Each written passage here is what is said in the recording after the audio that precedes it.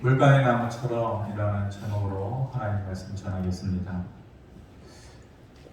생각해보니까 작년 3월부터 약 1년 2개월 동안 제가 여러분들에게 한 가지 주제만을 가지고 설교를 했었는데 아마 눈치 못 채셨겠죠?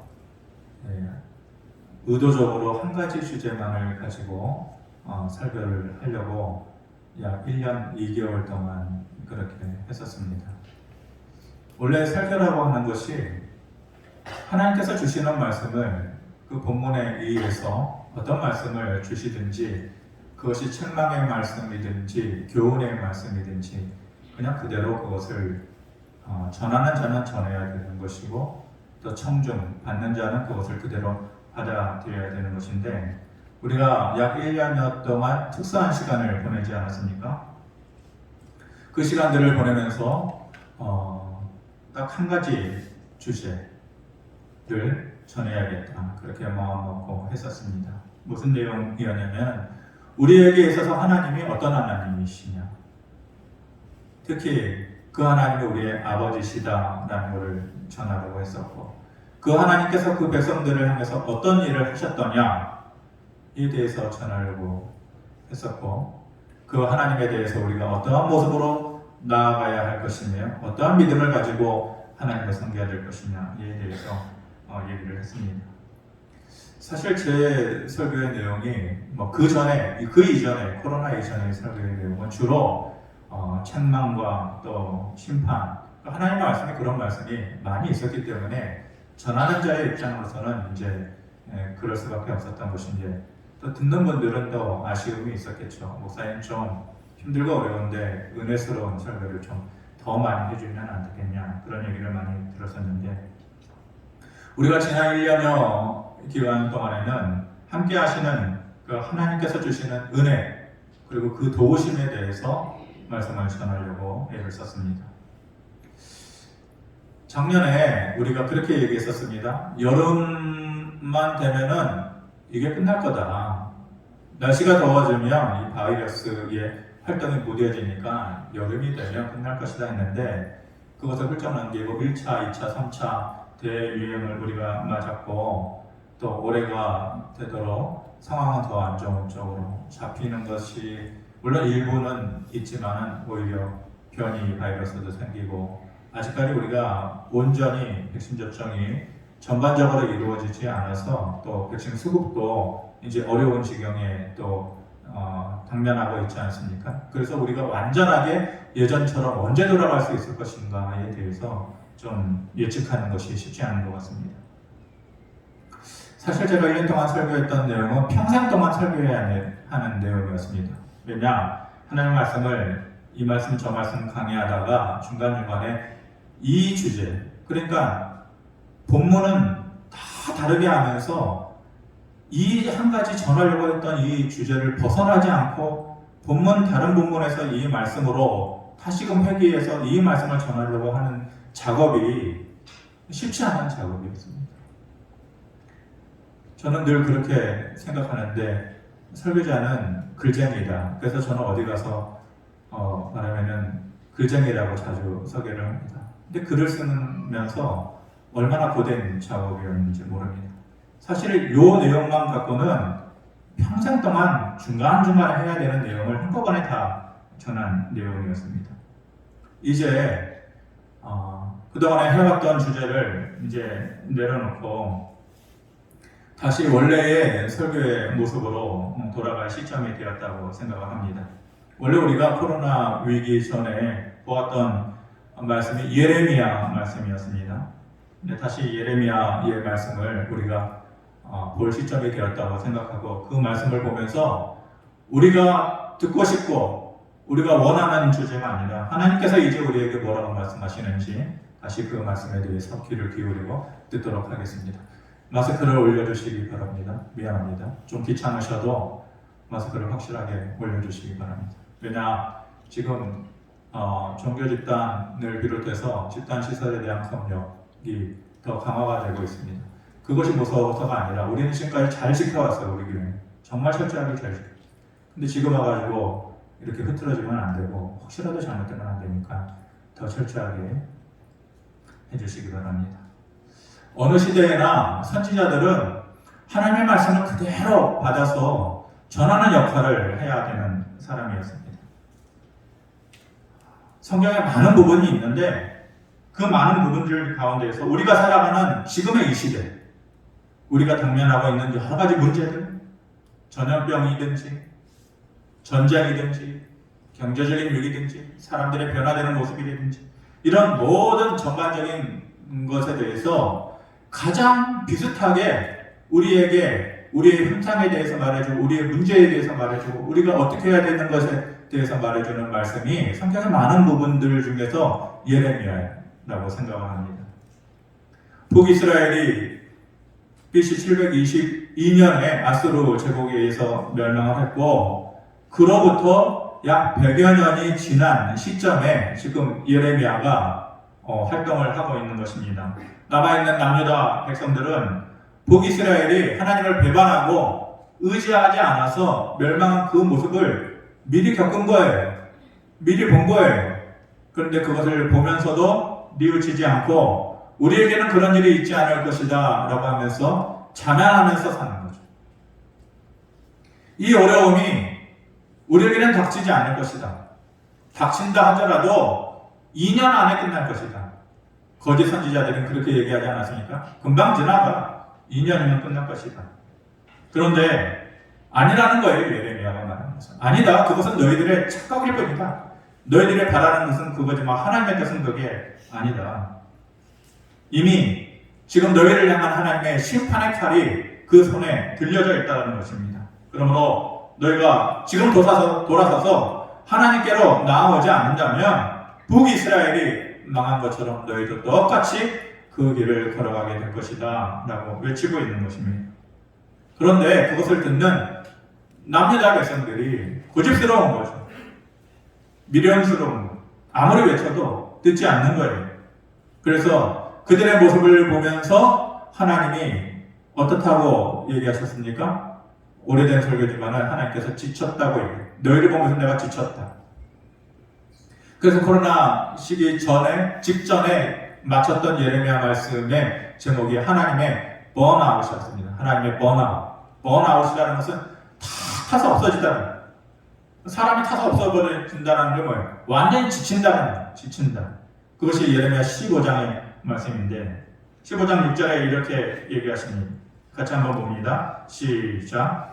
여호와께서 이르시되 내가 나를 버렸고 내게서 물러갔으므로 내게로 내 손을 펴서 너를 멸하였노니 이는 내가 뜻을 돌이키기에 지쳤음이로다.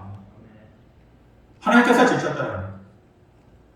너희가 돌아오기를 그렇게 기다렸지만은 그 기다림에 하나님 자신도 지친 마음을 가지셨다. 하나님은 결코 하나님의 속성상, 절대적인 속성상 지치는 분이 아니에요. 그렇게 하나님께서 무너지는 분이 아니잖아요. 그럼에도 불구하고 하나님께서 지쳤다라고 표현하는 것은 하나님 스스로가 지친 것이 아니라 그만큼 그 백성들을 보는 그 백성들의 모습 가운데 돌덩이처럼 굳어져 있는, 좀처럼 변하려고 하지 않는 그들의 모습을 보면서 이렇게 표현을 한 것입니다. 그렇다면 하나님께서 지치신 이유가 뭐냐? 16장 11절에 이렇게 그 구체적인 얘기를 말씀하십니다. 너는 그들에게 대답하기를 여호와께서 말씀하시되 너희 조상들이 나를 버리고 다른 신들을 따라서 그들을 섬기며 그들에게 절하고 나를 버려 내 율법을 지키지 아니하였기 때문에 내가 너희를 향한 지친 마음을 가진다.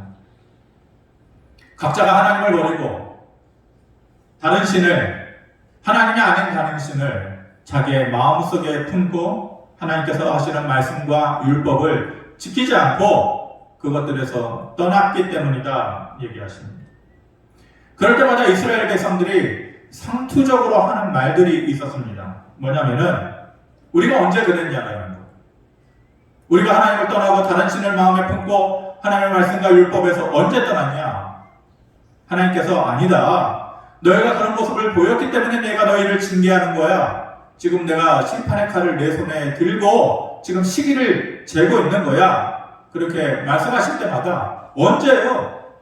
도대체 언제 우리가 그렇게 살았냐고 그렇게 뻔뻔한 말을 하고 하나님께 대드는 모습을 보였던 것이 이스라엘 사람들의 모습이었어요. 그렇게 착각하고 있는, 모르고 있는 그 백성들에게 오늘 본문은 그들의 잘못이, 너희들의 잘못이 구체적으로 뭐라는 것을 얘기해주고 있고 왜 하나님께서 지쳤는지에 대해서 말씀을 해주고 있는 것입니다. 그렇게 너희가 망해가는 것입니까? 듣지 않으면 너희가 그렇게 망해가는 것입니까? 이 말에 귀 있는 자는 들어라 라고 하시는 것입니다. 첫 번째로 그 백성들의 잘못된 모습이 어떤 것이냐? 너희는 아세라를 생각하는 사람이다 라는 거예요. 그 백성들이 아세라를 생각하는 사람. 2절에 이렇게 말씀하십니다. 그레네 자녀가 높은 언덕 위 푸른 나무 곁에 있는 그 제단들과 아세라들을 생각하였다. 이렇게 말씀하시죠. 이스라엘은요, 그 지형상 그 높은 언덕에 푸른 나무 있는 곳이 흔치 않아요. 눈 씻고 찾아봐도 그렇게 찾아보기가 어려운 곳이에요. 그렇게 지형적으로, 환경적으로 그렇게 좋은 곳이 아니에요. 장소로는 푸른 나무가 있는 언덕이라는 것이 얼마나 최적의 장소입니까? 우리나라는 아무데나 등만 돌리면 산이고 올라가면은 푸른 나무가 우거져 있고 그렇지만 이스라엘은 그렇지 않아요. 대부분의 광야잖아요. 그런데 거기서 푸른 나무가 있는 곳은 최적의 장소예요. 그런데 그렇게 푸른 나무가 있는 곳마다 무엇이 있었느냐? 우상을 섬기는 산당들이 있었다는 것입니다. 가장 좋은 곳이 하나님을 섬기고 기억하는 장소가 아니고 우상을 섬기는 제단이 되었다는 거예요. 거기서 그 사람들이 그 좋은 곳에서 무엇을 기억합니까? 하나님이 아닌 아세라를 생각하고 있구나. 너희가 지금 아세라를 생각하고 있구나. 이렇게 말하고 있는 거예요.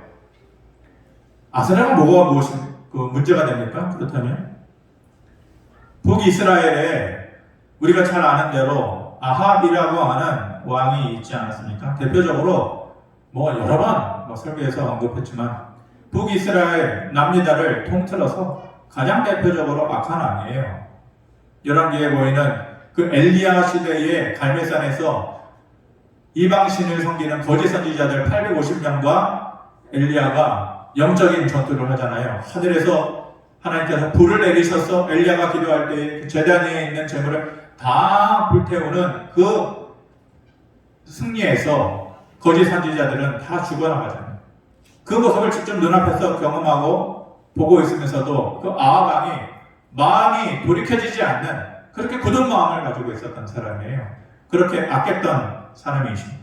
그가 하나님을 등지고 하나님께서 원하시는 대로 그 나라를 다스리지 않고 자기의 마음대로 자기 뜻대로 나라를 다스리면서 뭐라고 생각했냐면 어떻게 해야 이 나라를 영구하게 할 것이냐, 어떻게 이 나라를 부강하게 할 것이냐, 어떻게 이 나라를 주변국으로부터의 침략에서 지킬 수 있을 것이냐, 하나님의 손길에 맡기고 하나님께 의지했던 다윗과는 다르게 이렇게 나라를 지키려면 주변에 있는 여러 나라들과 친선 관계를 맺어야겠다. 정략적으로 협약 관계를 맺어야겠다라는 것이죠. 그렇게 해서 그 나라에 있는 왕의 딸들과 정략적으로 결혼을 하면은 서로 친선 관계가 맺어지는 건 아니에요. 그러면 그 나라가 나를 침략해 오겠냐? 그런 생각을 해요. 인간적으로 그런 생각을 하게 된 것이죠. 그렇게 해서 정략적으로 결혼한 여러 나라가 있는데 그 중에서도 문제는 두로와 시돈이라고 하는 나라가 있었어요. 지금의 이스라엘의 북서쪽에 있는 레바논 지역이 바로 두로와 시돈이에요. 그 인근 일대에서 가장 부강했던 해안도시 국가예요. 정말 부강했던 나라예요.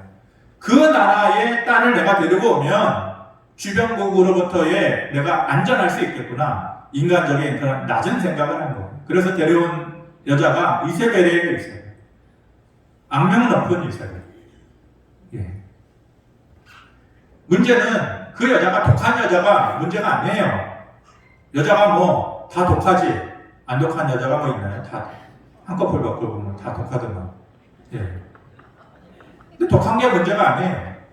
문제는 이 이세벨을 통해서 계속해서 하나님께서 경고하시고 너희의 마음을 빼앗기지 말라고 했던 바알과 아세라 신을 섬기는 그 사상이, 우상을 섬기는 그 사상이 북이스라엘에 본격적으로 들어오기 시작합니다. 물론 한참 이전부터 바알과 아세라 신을 섬기는 그 잘못된 신앙은 있었지만 이세벨을 통해서 본격적으로 그때부터 들어오기 시작한 거예요. 특히 아세라 신이 자기들에게 풍요를 가져다주는 신이라고 그렇게 잘못 생각하는 믿음이 그들에게 생겨나기 시작한 거예요. 신명기 28장 12절에 이렇게 말씀하셨습니다. 여호와께서 너를 위하여 하늘의 아름다운 보고를 여시사 내 땅에 때를 따라 비를 내리시고 내 손으로 하는 모든 일에 복을 주시리니 내가 많은 민족에게 꾸어줄지라도 너는 꾸지 않는 삶을 살게 될 것이다. 누가요? 여호와가. 이게 언제 주신 말씀이에요? 이스라엘 백성들이 광야에서 고생했어요. 40년 동안.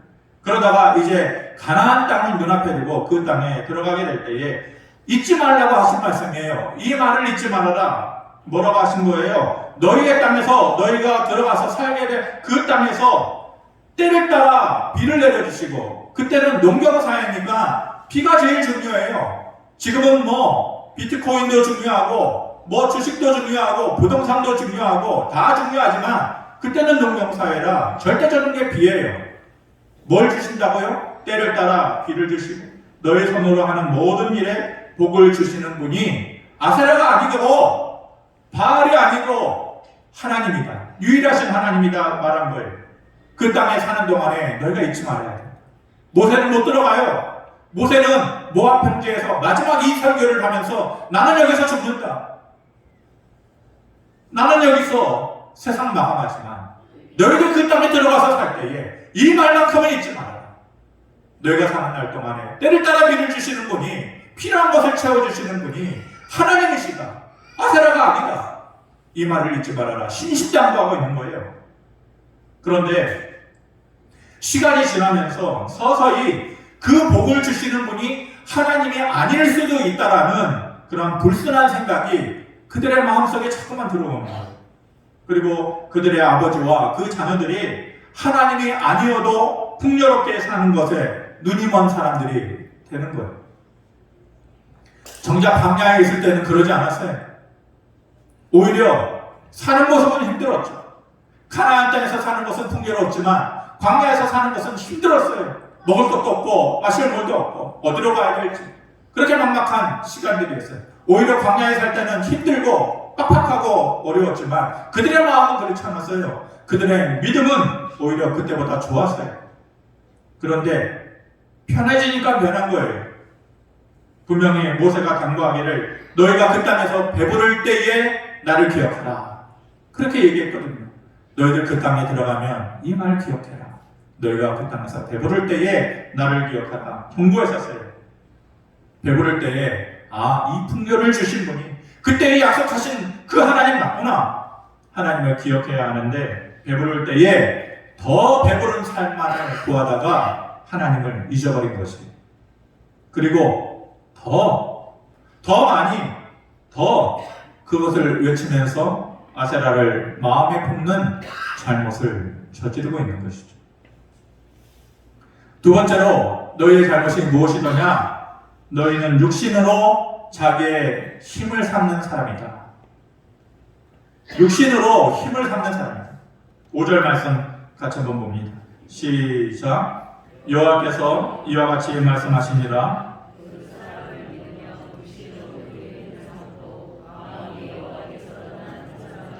저주를 받을 것이다. 여러분, 육신으로 자기의 힘을 삼는 사람, 어떤 사람일까요? 그렇게 하나님께서 주셨던 그 풍요를 얻고 살다 보니 전에 없었던 것. 사람이 없다가 생기면, 없다가 누리면 그 전에 없었던 모습이 생겨나는 모습들이 있잖아요. 하나님께서 주신 풍요를 얻고 살다가 전에 없었던 모습이 하나씩 이스라엘 백성들 안에 생겨나기 시작하는 거예요. 일단은 이스라엘 백성들이 삶의 여유를 가졌어요. 광야 시대에는 그 여유라는 게 어디 있겠어요? 힘들게 살았죠. 삶의 여유를 가진 거예요. 경제적인 여유를 가진 거예요. 요즘으로 얘기하면. 그렇게 그러한 것들로, 채워진 것들로 인해서 할 수 있는 일들이 많아진 거예요. 그 전에는 너무 없어서, 너무 부족해서, 너무 힘들어서 꿈도 꾸지 못하고 할 수도 없었던 일인데, 이제는 자기들이 할 수 있다고 생각되는 일들이 많아진 거예요. 어느샌가 자기 자신이 능력 있는 사람처럼 보여주기 시작하는 거예요. 주변에 좋은 사람들이 많잖아요. 이 사람도 가지고 저 사람도 가지고. 광야에 있을 때는 전후좌우 다 뒤돌아봐도 이놈도 없고 저놈도 없고 다 없는 사람들인데, 이제는 둘러봐도 다 있는 사람들이, 다 힘 있는 사람들이, 다 배경 좋은 사람들이에요. 그런 사람들과 관계를 하면서 내 자신이 뭔가 든든해지는 것 같아요. 내가 힘 있는 사람처럼 느껴지는 거예요. 은행 지점장이 친구예요. 야, 언제라도 돈 필요하면 빌릴 수 있지. 걱정할 거 없어. 그렇게 생각하는 거죠. 경찰서장이 내 주변에 있어요.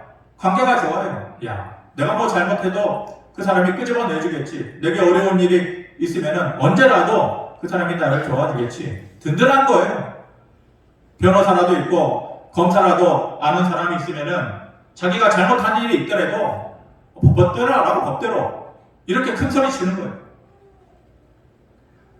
전에는 잘못한 삶을 살지 않기 위해서 조심하고 또 살아온 것듯이 조심하면서 살았었는데, 그렇게 잘못한 일이 있거나 일이 불리하게 돌아가면 마음이 쫄아지는 거잖아요.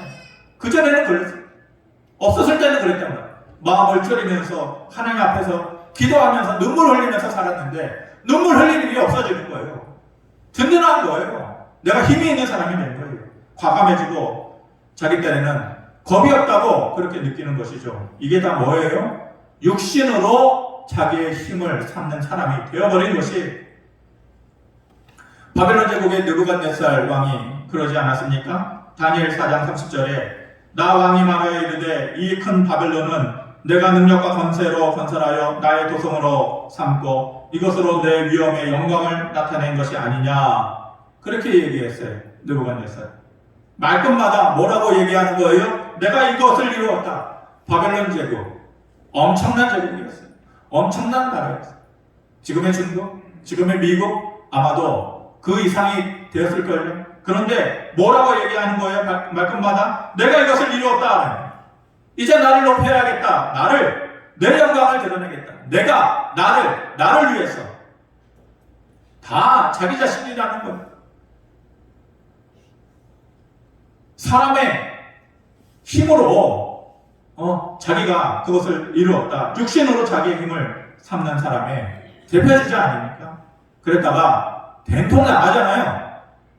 그런 착각을 하고 살다가 된통 나가요. 하루아침에 하나님께서 그에게 나타나셔서 하시는 말씀이 너희에게 짐승의 마음이 이제 있을 것이다. 짐승의 마음이 있는다라는 것은 미친다는 거예요. 미친다. 그리고 그 말씀대로 7년 동안 이 느부갓네살이 짐승처럼 머리를 길게 흐트러뜨리고 손발톱을 짐승처럼 그렇게 기르면서 침을 흘리면서 미친 시절 그렇게 최고로 높은 자리에서 꼬꾸라져서 제일 낮은 자리에서 아무도 알아주지 않는 자리에서 7년 동안의 그 기간을 보내지 않습니까? 그 어려운 시기를 다 보내고 나서 내가 이것을 이루었다. 나를 위해서 이 나라를 다스려 나갈 것이다. 내 영광을 드러낼 것이다. 그렇게 말했던 느부갓네살이 뭐라고 얘기해요? 그게 아니었구나. 내가 지내다 보니 내가 몰랐던 부분이 있겠구나.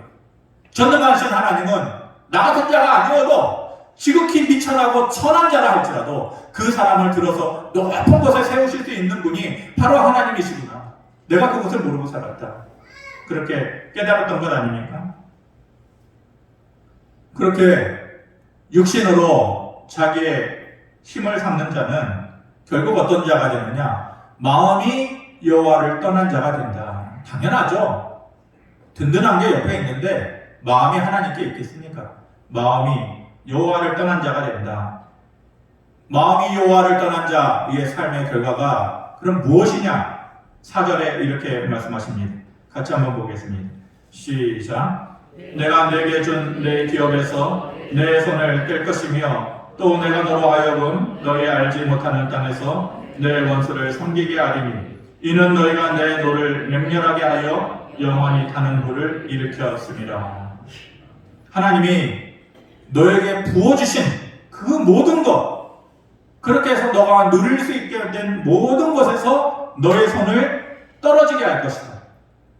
무슨 얘기예요? 이제 하나님께서 너의 인생에서 손 떼겠다라는 거예요. 하나님의 손이 떠난 사람, 어떤 삶의 결과가 있습니까? 하나님의 손이 떠난 사람은요, 일단은 두려움이 그의 삶에 찾아와요. 사울이 승승장구였잖아요. 여호와의 영이 함께 하시니 하나님의 손이 딱 붙어 있을 때에 승승장구했어요. 근데 교만해져서 여호와의 영이 떠나니까 뭐가 찾아왔어요? 두려운 거예요. 자꾸 두려운 마음이 생겨요. 그러다가 어떻게 됐어요? 미치잖아요. 그 인생이 미쳤어요. 다윗 앞에서. 삶이 미치니까, 두려운 마음으로 미치니까 판단력이 흐려지는 거예요. 전에는 이렇게 하지 않았는데 자꾸만 이렇게 하는 거예요. 고집을 부리는 거예요. 안 되는 쪽으로만 선택하면서 가는 거. 판단력이 흐려지니까 그런 거예요.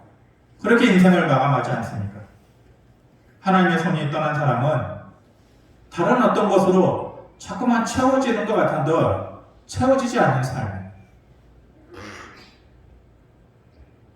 바울의 삶은 그와 비해서 가난해도 주눅들지 않는 삶이고 흔들리지 않는 삶이었잖아요. 어디 가나 그랬어요, 바울. 베드로는 어땠어요? 배우지 못한 삶이었죠. 표현이 조금 어색하지만 어떻게 보면 무식한 사람, 못 배운 사람이었어요. 그럼에도 불구하고 더 높은 자들 앞에서, 더 많이 배운 자들 앞에서 당당하고 확신에 찬 더 지혜로운 말을 하는 그런 삶을 살았잖아요. 그 차이가 뭐예요? 그렇게 살 수 있는 차이가 뭐예요? 어떤 삶은 채워지는 것 같은데 채워짐이 없는 삶을 사는 사람이 있고, 바울과 베드로는 모자란 것 같은데도 모자르지 않는 거예요. 차이가 뭐냐? 하나님의 손이 떠난 자냐 아니냐? 그 차이예요. 하나님의 손이 너의 인생에서 떨어져 나갔느냐, 계속 붙어 있느냐, 그 차이인 것이에요. 하나님의 손이 우리에게서 떨어지면, 떼어지면 그때부터는 우리의 인생이 우리 흔히 얘기하는 대로 꽝이에요, 꽝. 인생 꽝이에요. 아무것도 없이 꽝인 인생으로 끝나는 거예요. 하지만 신실한 마음으로 여호와를 의지하는 자, 어떻다고 하십니까? 오늘 말씀의 제목처럼 8절에 그는 물가에 심어진 나무가 그 뿌리를 강변에 뻗치고 더위가 올지라도 두려워하지 아니하며 그 잎이 청청하며 가무는 해에도 걱정이 없고 결실이 그치지 아니함 같다. 하나님 잘 믿고 가난에 처해도 흔들리지 않고 못 배웠다고 주눅들지 않고 하나님 믿는 믿음으로 건실하게 그렇게 확신을 가지고 살아가는 사람은 물가에 심어진 나무 같다. 더위가 와도 두렵지 않다. 그런 사람은 삶의 열매를 거두는 일에 쉼이 없다는 거예요. 다른 사람들은 그 열매 거두려고 새벽부터 일어나서 밤늦게까지 피땀 흘리면서 하지만은 이런 사람은 평생 동안 삶의 열매를 거두는 일에 쉼이 없을 것이다. 계속해서 말씀을 마칩니다. 레드우드라고 하는 나무가 있어요. 가보신 분들도 있을 것이고 혹시 아시는 분들도 있겠지만 여러분들 앞에 슬라이드 그림에 보이는 것처럼 엄청난 크기의 나무예요. 둘레만 해도 몇십 미터 이렇게 되는 것도 있고 우리가 흔히 볼 수 있는 그런 나무가 아니에요. 이 겉표면이 붉은 빛을 띈다고 해가지고 레드우드라고 이름을 짓는데 주로 미국의 이제 캘리포니아 서부의 캘리포니아 북서쪽의 해안가에 안개가 많은 지역,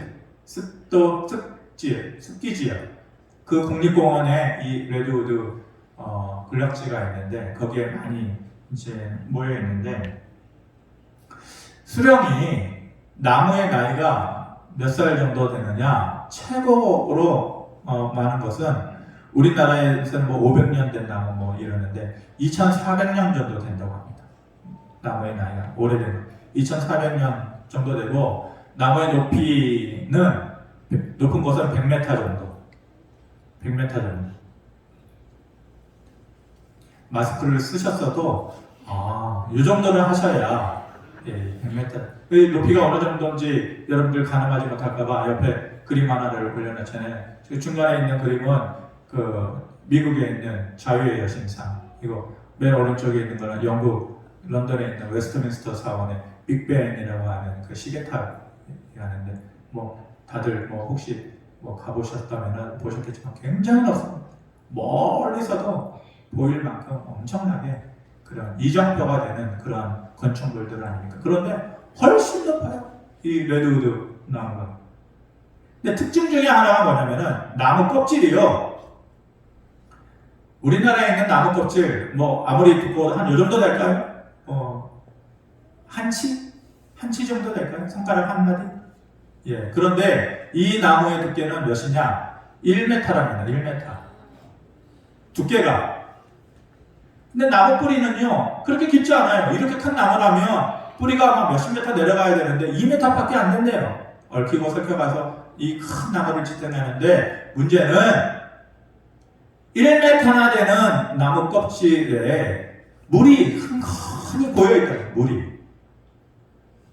미국 캘리포니아 지역에 산불이 얼마나 자주 납니까? 여러분들 작년에 일로 기억이 나는데 저희도 이제 뭐 아는 분들이 이제 그쪽에 있으니까 산불이 나면은요 다 우리나라처럼 작게 이렇게 나는 게 아시나요? 뭐 그때 엄청나게 오래 산불이 났잖아요. 그런데 주변에 있는 나무들 다 타가지고 사라지는데요. 이 나무는 그대로 있는 거예요. 7번이나 산불이 났는데도 타지 않고 사라지지 않고 이 나무는 그대로 있어요. 왜냐? 꾹꾹 나무 껍질을 누르면요 물이 줄줄 흐를 정도로 물을 머금고 있어요. 이 나무는 물가에 심기운 나무예요. 이게 시냇가에 심기운 나무처럼 이 안에 물을 꽉 품고 있으니까 그냥 타는 불길 속에서도 그 7번이나 되는 산불 속에서도 이 레드우드 나무가 타지 않고 버티고 그 모습을 지킬 수 있었다는 건 아니에요. 우리를 보고 마치 물가에 심어진 나무처럼 살아야 된다. 너희가 그런 존재가 되어야 된다라고 말씀하시는 것이죠. 여기서 물가에 심어진 나무라는 게 나무를 얘기하는 게 아니잖아요. 여기서 말하는 물가에 심어진 나무에서 그 나무가 누구예요? 우리를 얘기하는 거예요. 하나님께서 너희가 그 나무다 이거예요. 그 물가는 뭐예요? 물가가 하나님의 성길. 하나님의 성길 안에 있는 너희, 이게 물가에 심어진 나무인 거예요. 그 손길이 나에게서 떨어지면 언제라도 마르기도 하고 타서 없어지기도 하는 거예요. 그런데 반대로 그 손길이 나한테 머물러 있다면 나무에게 있어서 가장 위협적인 것은 뭐예요?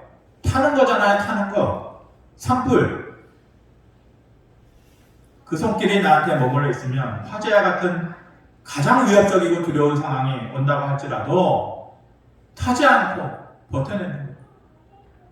그 인생의 위기가 한 번 오고 두 번 오고 그렇게 해서 7번 온다 할지라도 7번까지 화재가 일어난다 할지라도 타지 않고 있는 거예요. 주변의 나무는 다 타서 흔적도 없이 사라지는데 물가의 나무는 버티고 이깁니다. 저와 여러분들이 우리의 남은 인생 동안 하나님으로 인생의 힘을 삼기를 바랍니다. 살다가 우리가 은혜 받을 때 있잖아요. 그러면은 그 은혜 받아 하나님께서 우리가 주신 그 배부름이 있을 때에, 배부르게 하실 때에 하나님께서 우리를 광야 시대를 지나고 나서 가나안 땅에 들이셔서 우리를 배부르게 하셨구나. 하나님을 기억하고 감사할 수 있고 그러다가 행여 우리의 삶 가운데서 어려움이 찾아올 때가 있겠죠. 앞으로도 있겠죠. 그렇게 어려움이 찾아올 때는 물가의 나무처럼 주시는 그 은혜를 통해서 우리가 타지도 않고 사라지지도 않고 그렇게 그때그때의 위기를 이기면서 나아갈 수 있는 저와 여러분들이 되어지기를 주님의 이름으로 축원합니다. 아버지 하나님, 물가의 나무처럼 되기를 원합니다.